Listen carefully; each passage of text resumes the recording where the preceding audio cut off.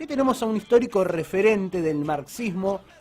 Bueno, después me corregirá, no sé si marxismo nacional, porque a priori es internacionalista, pero bueno, del marxismo acá en Argentina, fundador histórico del Partido Obrero, uno de los partidos que quizás más nos suenan a la izquierda nacional, y que va a volver a ser parte de las elecciones. Por estas horas es noticia, ya que convocó, junto a Ramal, unas PASO de toda la izquierda. Mientras espera obtener la personería electoral de su nuevo partido, Política Obrera, Jorge Altamira propone que la izquierda en su conjunto discuta de cara a las PASO y de cara a una nueva instancia electoral. ¿Lo tenemos a Jorge en línea? ¿Hola? Hola, sí, buenos días. ¿Qué tal? Buenos días, Jorge, ¿cómo estás? ¿Qué tal? Muy bien. Bueno, gracias por hablar con nosotros, un gusto tenerte, bienvenido a Los Radio, esta es una nueva radio acá en Adrogué, está sonando por FM 105.1 y en nuestras redes sociales, y en principio, Jorge, bueno, saludarte y comentarte que es una radio más pensada para un público joven, digamos, no vamos a encasillar, pero la mayoría de quienes nos están escuchando ahora lo hacen por redes, por Twitch, por YouTube, así que la primera pregunta que yo te quiero hacer, Jorge, yo te conozco, sos histórico para el marxismo nacional, pero a priori estarías esperando obtener la personería para un nuevo partido, Política Obrera. ¿Qué pasó con el Partido Obrero? Bueno, dos cosas. Uno, que ya tenemos la personería. ¿Ya la somos tienen? Candidatos. Perfecto.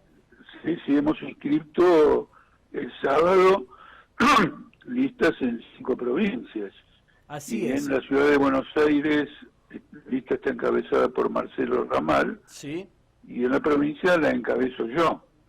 Bien. De modo que esto es un hecho irrevocable. Perfecto. Vamos, digamos, a esta campaña política. ¿En Tucumán, Salta, Santa Fe y Santiago del Estero también puede ser?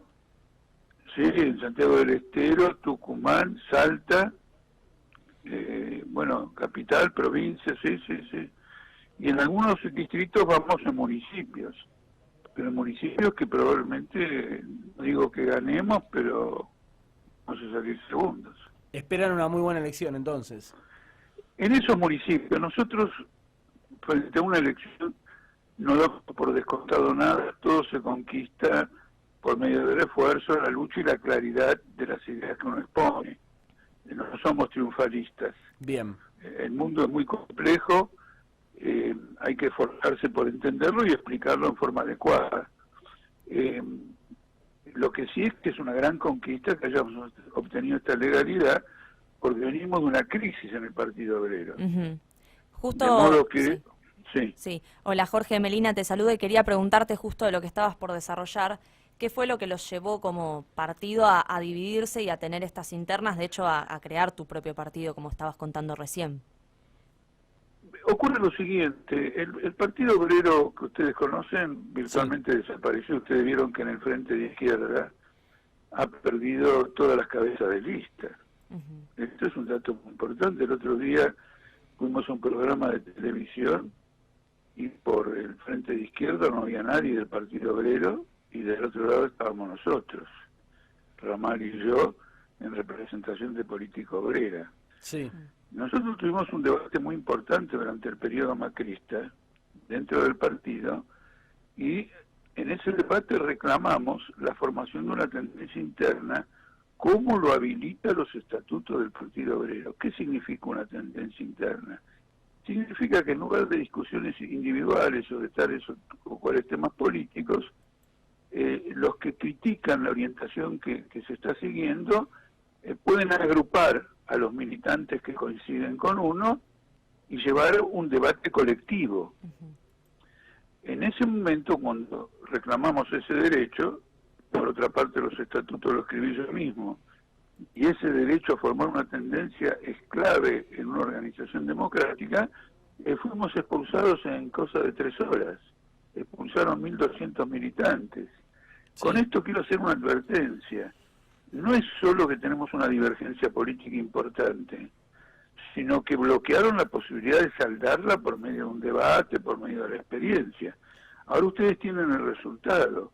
Han desaparecido de las cabezas de lista cuando en 2015 ganamos las internas en la capital y en la provincia, claro, frente a los demás concurrentes y han desaparecido tenemos esta presencia de parte de nosotros. Perdón, Jorge, ¿en manos sí. de quién es expulsado el Partido Obrero del FIT, del Frente de Izquierda y de los Trabajadores? Digamos que del FIT somos expulsados por derivación. ¿Qué quiero decir? Al ser expulsado del Partido Obrero quedamos fuera, Sí. 1.200 militantes quedamos fuera del propio FIT, que la representación quedó en manos de la dirección oficial. Y el FIT, esto es muy importante, nunca se pronunció sobre estas expulsiones. Siendo todos partidos de izquierda, estaban obligados a pronunciarse porque no debían admitir que un debate político derivara en expulsiones. Claro. Y yo tengo la autoridad para afirmar esto, porque cuando hace 25 años un partido rival nuestro, rival del Partido Obrero, el MAS, Sí.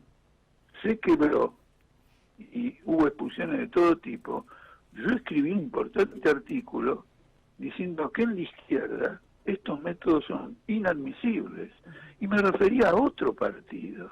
Claro, el nuevo, hoy el MAS es el nuevo MAS, está renovado, ¿no? Y está por fuera del FIT. Bueno, No. se muestran renovados, o al menos, y No, están no, por quiero fuera decir, del podrá FIT, ser, no voy a impugnar, si ellos dicen que están renovados, está bien, ellos lo dicen, no, yo no soy de impugnar eso, lo que quiero decir es que no solo estarán renovados, según ellos, sino bastante aplicados. El MAS era una fuerza considerable. Claro, entiendo. Y el MST quizás tiene mayor fuerza dentro de lo que es el FIT hoy, entonces. No, son fuerzas extremadamente pequeñas con relación a al MAS. Claro. Al MAS de antes. Sí, Quiere decir que se produjo ahí una sangría política y yo y nuestro partido, el Partido Obrero, cuestionó los métodos. Sí. Porque usted tiene que referirse a lo que pasa en otro lugar si se vulnera algo tan importante como la democracia interna en un partido que es socialista. Claro. ¿Cómo diablos vamos a gobernar nosotros? Si yo violo los principios democráticos de mi partido, y si por ventura mañana llegamos al gobierno, Sí. no dejo abrir la boca a nadie. Claro. Te hago ¿Me entiende? Se entiende perfectamente. Te hago una consulta, hablando de tu partido y de este nuevo proyecto que encabezás, que como contaste recién, ya tiene la alta para presentarse en las elecciones. Queríamos saber, bueno, cuáles son tus principales propuestas, o cuáles serían en caso de ganar en tu plataforma electoral, qué van a proponer como nuevo partido y qué los diferencia de la izquierda de la que fueron expulsados de alguna forma. Sí. Mira, el tema central nuestro es el siguiente. Nosotros estamos denunciando que estas elecciones se caracterizan por un hecho fundamental. El Congreso que vaya a surgir de estas elecciones ya tiene las cartas marcadas, tiene el compromiso de votar el acuerdo que después de las elecciones va a firmar el gobierno con el FMI. Entonces, nosotros estamos denunciando este proceso electoral como una suerte de estafa política. Este habla de reforma impositiva, el otro habla de igualdad, el otro habla de lo que vos quieras, pero de lo que no hablan es que van a poner las huellas digitales en un acuerdo muy perjudicial con el Fondo Monetario Internacional. Y en la exigencia de que el Congreso vote el acuerdo con el FMI, viene del FMI, que no quiere ser acusado en el futuro, como fue acusado con Macri, de haber hecho una trapisonda espantosa.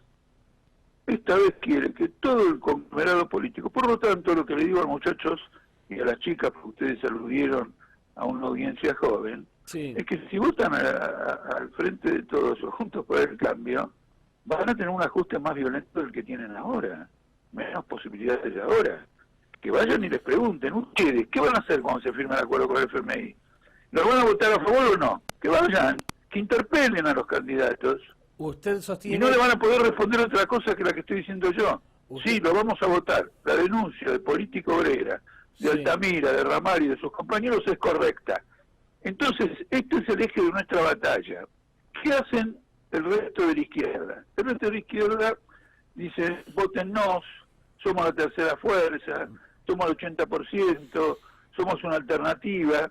Es decir, es un discurso autorreferencial. No tiene ninguna clase de política, es autorreferencial. No apunta en ninguna dirección.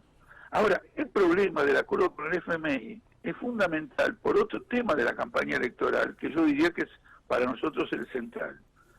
Lo que caracteriza la crisis actual no es otra cosa que el total empobrecimiento de la población trabajadora. Bueno, eso le quería preguntar, Jorge. Eso le quería preguntar porque... Quiero decirte, déjame que te diga una sola cosita y seguimos. Argentina ha sido históricamente pionera en las conquistas sociales de los trabajadores. Y no me refiero pionera desde el 45, me refiero pionera desde el siglo XIX. Aquí se obtuvo, acá en Argentina, los ferroviarios obtuvieron jubilaciones en el siglo XIX, en 1890, 1896. Y ese ciclo ascendente que hizo de la clase obrera argentina una potencia social, una potencia política, hoy se ha destruido por completo porque sigue una orientación de la clase dominante de destruir el valor de la fuerza de trabajo para mejor usufructuarla desde el punto de vista de las ganancias capitalistas. Este es el eje. Sobre esto la izquierda no abre la boca. Eso te quería preguntar precisamente, Jorge. Yo lo que te lo decimos nosotros, yo tengo 30 años, Meli tiene 22. Yo por mi formación quizás tengo la suerte de haber tenido un contacto previo con muchas de las categorías que vos convocás. Sin embargo, también interpretamos o entendemos que las nuevas generaciones se han sentido muy interpeladas, quizás por discursos como el de Manuela en relación a la agenda de género, o a Nicolás del Caño, un muchacho que se muestra joven, que se muestra hablando con los chicos y las chicas. No obstante, y esto es una apreciación personal, vos me decís cómo lo ves, siento que esa nueva izquierda, Nico del Caño, Manuela, difícilmente abordan, como abordan otras fuerzas políticas, la cuestión del empobrecimiento, del trabajo. La veo un poquito, no naif, pero algunos decimos hasta posmo. Y yo te escucho hablar a vos y a Marcelo Ramal, y me parece que tienen como otra contemplación más estructurada, más del trabajo, de los índices que también preocupan más a los trabajadores, ¿no? Mira, vos tocás el tema que prácticamente provocó las divergencias. Nosotros denunciábamos al FIT, al aparato del Partido Obrero que expulsó tantos militantes, lo denunciábamos del doctoralismo mediático. Se pasaban dentífrico con los dientes antes de ir a la televisión, en lugar de tener un debate claro sobre lo que van a decir. Esto es una cosa absolutamente fundamental. Mira, yo le conté a un colega de ustedes una votación en la legislatura de extrema gravedad. Sí. ¿Por qué? Porque la legislatura votó que San Lorenzo vuelva a su cancha de Boedo. Sí. Pero no solo votó eso, votó una rezonificación de Boedo y por lo tanto la habilitación de toda una serie de proyectos inmobiliarios a cargo del grupo que quiere volver a la cancha de San Lorenzo. Servido para la reta, además. Negociar, es un negociado. Claro. Que va a aumentar el precio del metro cuadrado. Claro. La izquierda tenía que votarlo en contra, lo votó a favor. Solano y Breckman votaron a favor. Sí. Y cuando tuvimos que contestar al voto, pero ¿cómo ustedes socialistas apoyan proyectos capitalistas contrarios a los intereses de los trabajadores? Dijeron, y bueno, pero la hinchada de San Lorenzo hay que contemplarla. Es decir, que están pensando en el ciudadano o ciudadana que va a ir a votar, y no están pensando, no tanto lo que vos dijiste, que tenemos un pensamiento estructurado, que bueno, es algo que recojo positivamente, sino que nosotros estamos señalando que este país está sufriendo una crisis histórica, Sí. que la clase obrera más importante de América Latina está siendo pulverizada, y con ello el poder transformador de los oprimidos frente a los opresores. Le estamos dejando el monopolio del destino del país a los fondos internacionales, al Fondo Monetario Internacional, cuando antes no se podía gobernar Argentina sin que hubiera un sesgo de apoyo de parte de la clase obrera. Era imposible gobernar a la Argentina sin un cierto apoyo, al menos electoral, de la clase obrera. Claro. Esto es lo que quiero señalar. Lo que quiero señalar es lo que está pasando ahora. Efectivamente, ahora, fíjate, vimos una pandemia. Sí. Por lo tanto hay que gastar dinero, hay que gastar hospitales, hay que aumentar los sueldos al personal de la salud, hay que dar subsidios a la Muy gente bajo que los perdió el sueldos. trabajo, etcétera, etcétera. Esto fue el año de mayor ajuste fiscal. Sí. hicieron un ajuste fiscal en medio de la pandemia. Esto es casi una violación de los derechos humanos. Se venía de un proceso de endeudamiento bastante grave y no viró mucho, dice, ¿no? La política del nuevo oficialismo, por así decir. No, que pasa lo siguiente, Macri te endeuda y Cristina te paga la deuda. Claro, vos estás diciendo como que, claro, que le pagan al FMI, digamos. Claro, que es lo que estás Al diciendo FMI que se y va a a los votar acreedores ahora. internacionales. Mirá, Sí. Argentina ha hecho una negociación con los acreedores internacionales y dijo, bueno, yo no te puedo pagar, tenemos que reestructurar, sin cero quita del capital.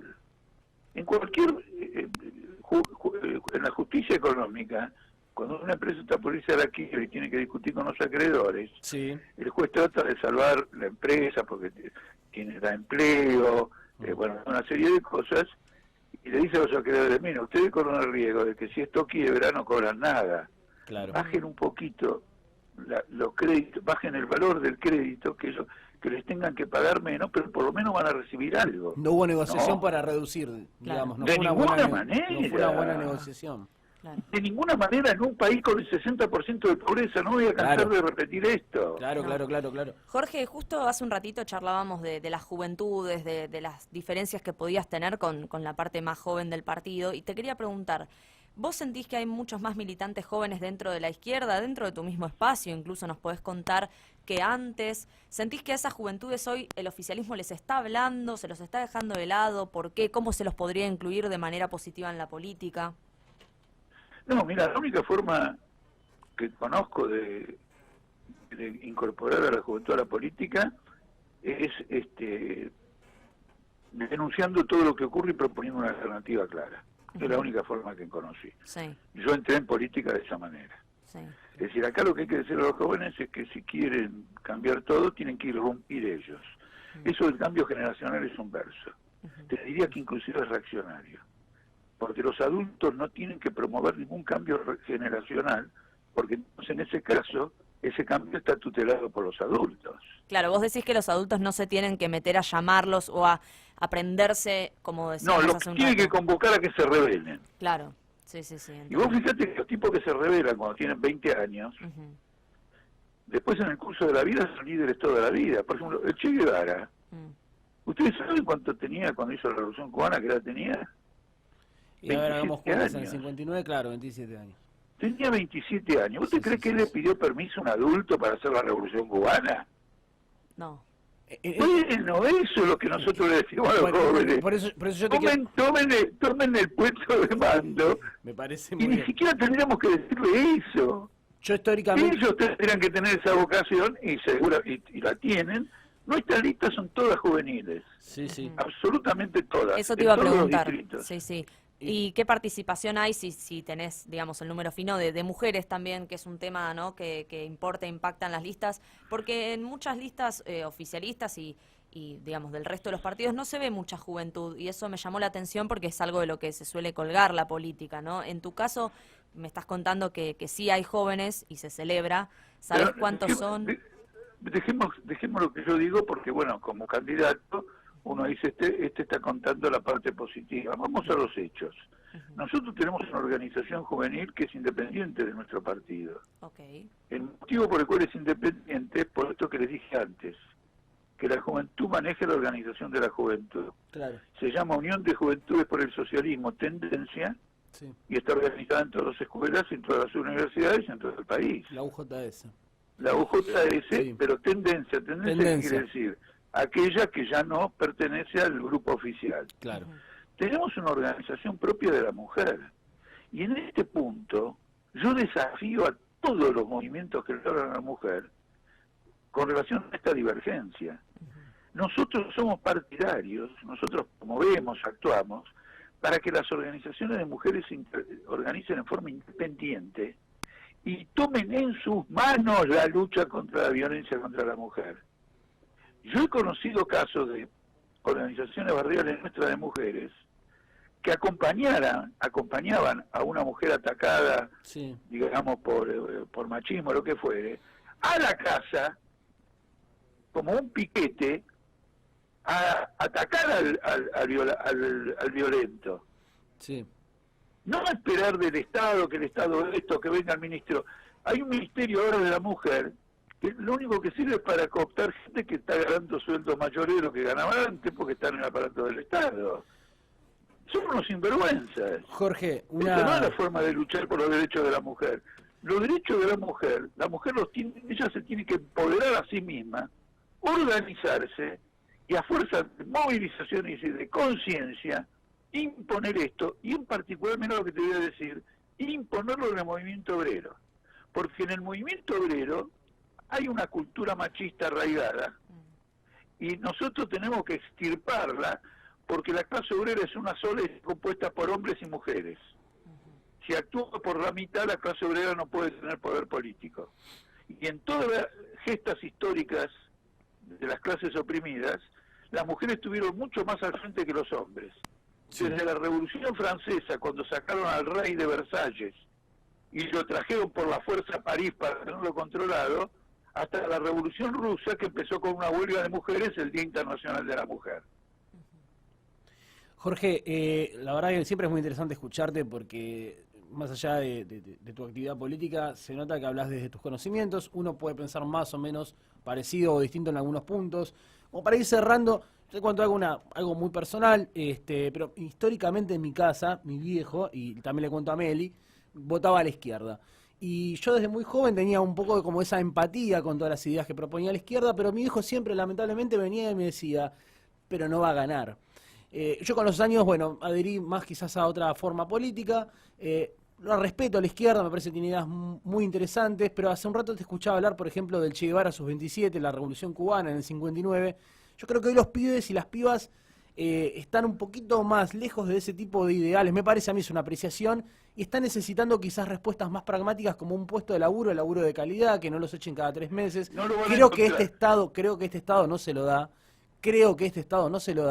y yo te pregunto entonces, la izquierda, ¿qué puede hacer para tener una presencia significativa en el Congreso y en todo caso luchar, por ejemplo, como vos decís, esa categoría que vos introducís y que me parece bárbaro, para que no se firmen los acuerdos que vos, por ejemplo, anticipás con el FMI?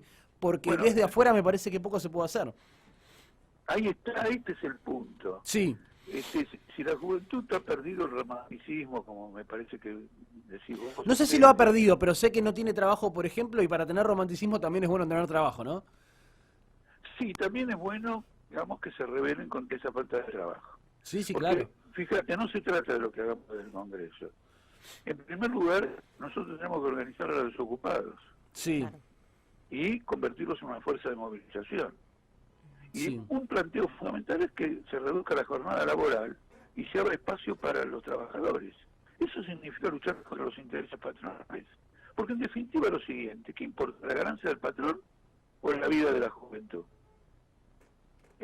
Si incorporamos el trabajo a todos los desocupados por medio de una reducción de la jornada laboral, para que estén ocupados y se organicen, se profesionalicen, aprendan un oficio de la práctica, lo logramos. Ahora, ¿es posible reducir la jornada laboral? Claro que sí. ¿Por qué? Porque la productividad del trabajo en los últimos 100 años aumentó millones de veces. Es decir, hoy un obrero le rinde al capitalista una ganancia que a principios del siglo pasado, a mediados del siglo pasado o en cualquier momento del siglo pasado no se la daban. Dentro del capitalismo, dirá un liberal. Dentro del capitalismo había una empresa sí. que se llamaba Somisa, que sí. producía, digamos, 100 toneladas de acero con 12.000 obreros.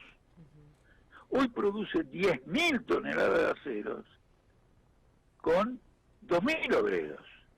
2.000 obreros producen 10.000 toneladas de aceros, cuando antes 1.000 producían 12.000. La precarización, básicamente. La precarización, la tercerización laboral. Por ejemplo, se contrata con una empresa menor para que haga ciertos servicios que antes hacía la empresa principal, porque la empresa menor escapa al cumplimiento de la legislación laboral. Sí, y eso de la tercerización se da en empresas grandes, ¿eh? Yo lo he escuchado, tengo amigas que trabajan en instituciones de renombre, que prestan servicios públicos y tienen empresas terciarizadas con las que pasa esto que contás. Ellas son las que principalmente hacen eso. Claro, sí. Es decir, antes, por ejemplo, Tekin hacía un conjunto de trabajo dentro en Siderca, en Sidera. La fue tercerizando. Entonces con esto obtuvo una rebaja de costos, porque el contratista le salía más barato que hacer la labor ella misma. Y al contratista, ¿por qué le resulta más barato? Porque contrata en negro. Sí. Y Techín armó, como no me viene la palabra, una especie de periferia, donde hay unas 1000 pymes, que todas trabajan para el Techín. Antes esas pymes no existían y era todo Techín. Esas pymes no cumplen con la legislación laboral. Por eso hay tanta pobreza. Es una lucha tenaz que hay que librar. Y yo convoco a la juventud a que la libremos, a que nos organizamos y las peleemos. Y a decir lo siguiente, no hay soluciones pragmáticas. El Congreso firma con el FMI y el problema de la pobreza y de la falta de trabajo se va a incrementar. Y mirá si no lo que está pasando con los chicos que reparten delivery. Sí. Es brutal la explotación. Claro que sí. Es un ejemplo claro de lo que ocurre. Otra cosa más. ¿Ustedes se dieron cuenta que la gente joven que está en tecnología como laburante, por ejemplo en particular en Estados Unidos, no gana un mango? No gana un mango.